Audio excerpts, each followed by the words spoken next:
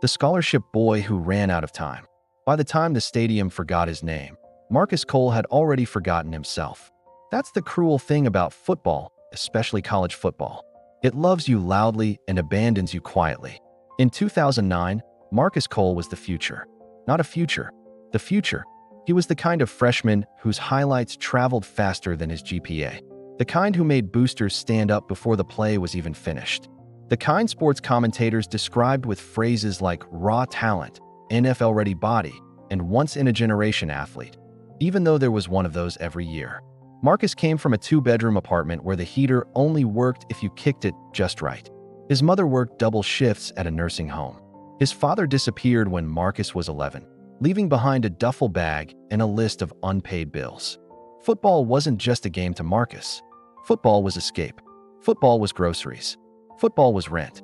Football was proof that pain could turn into something beautiful. When he signed his full-ride scholarship, the local newspaper ran a headline. "Local boy makes it." Nobody noticed the smaller text underneath. Expected first-round draft potential. Expected. The Rise College treated Marcus like royalty. Tutors he never asked for. Clothes he didn't pay for. Meals that felt illegal compared to what he grew up eating. For the first time in his life, abundance surrounded him. And abundance is intoxicating when you've grown up with nothing. Marcus wasn't stupid. He was just new to money-adjacent living. New to people who smiled too easily. New to women who said they believed in his dream after 2 conversations. New to teammates who leased cars their future contracts hadn't earned yet. But everyone around him was doing it. So why not him? By sophomore year, Marcus had a girlfriend named Alyssa. She was beautiful in a way that made people assume she was kind. Social media beautiful. Gym perfect. Teeth white. Laugh loud.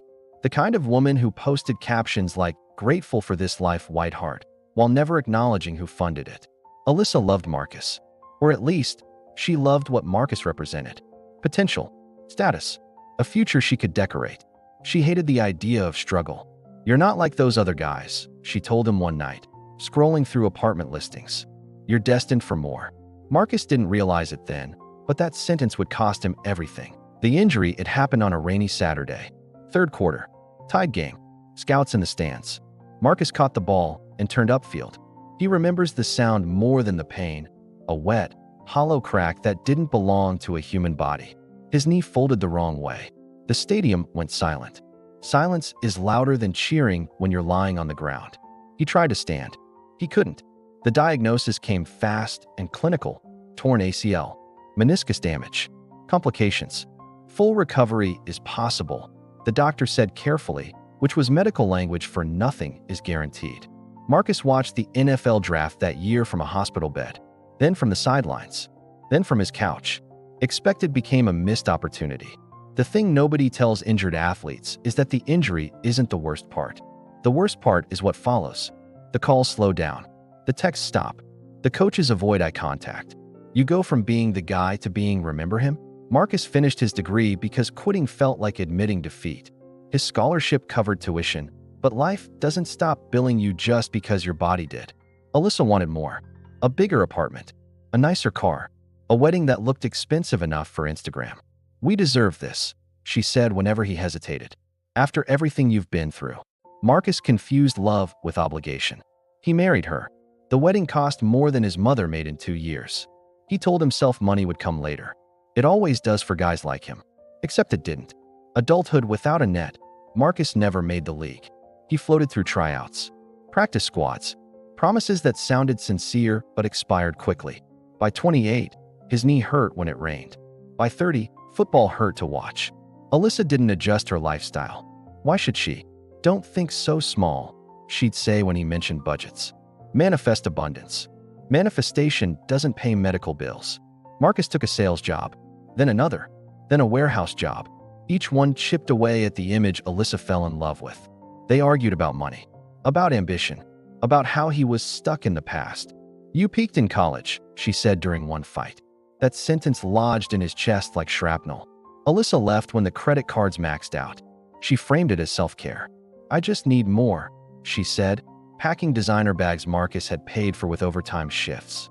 She kept the apartment. The dog. Marcus kept the debt. Child support followed soon after. Not because he didn't love his son, but because love doesn't erase legal math. He moved into a one-bedroom unit that smelled like old carpet and regret. Some nights, he sat on the floor because he hadn't bought furniture yet. Some nights, he replayed old highlight tapes on his phone, thumb hovering over the screen like he could reach into the past and pull himself out. Rock bottom isn't always overdoses or arrests. Sometimes it's standing in line at the pharmacy, counting change, hoping the cashier doesn't sigh. Sometimes it's ignoring calls because every voice wants something you don't have. Sometimes it's realizing that everything that once made you happy is now either illegal, expensive, or treated like a sin by people who never walked your path. Marcus stopped telling people he used to play football. It hurt too much to explain. The turning point wasn't inspirational. It wasn't a viral moment. It was a conversation with his son, Jamal, who was 8 years old and brutally honest in the way only children can be. "Why don't you play anymore?" Jamal asked. Marcus thought about injuries, about money, about broken promises. Instead, he said, "Sometimes dreams change." Jamal nodded. "Are you still strong?" That question broke him. Marcus cried that night, not because of football, but because he had measured his entire worth by something his body could no longer do. Marcus started coaching at a local high school. The pay was terrible. The hours were worse. But the kids listened. They listened because he didn't lie to them. He taught them about discipline, about finances, about not confusing love with dependency. He warned them about fast lifestyles built on slow foundations. "You're not just playing for today," he told them. "You're playing for who you'll be when nobody's watching." Some nights, after practice, he limped home exhausted, but it felt earned. Years later, a former teammate posted a throwback highlight of Marcus on social media. The caption read, "Man, injuries really stole this one." Marcus commented once and only once. "Injuries didn't steal it. I just didn't know how to protect myself when the cheering stopped." The comment went viral. Thousands shared it, argued over it, added their own projections. But Marcus didn't read most of them. He was too busy tying his son's cleats. Marcus Cole never became rich, never became famous, but he became present, honest, free from chasing ghosts. And on quiet evenings, when the stadium lights lived only in memory, he reminded himself, not all victories come with trophies. Not all losses are visible, and not all happiness needs permission. Sometimes, surviving the fall is the real legacy. If you like the story, do well to comment, like, share, and subscribe for more interesting stories.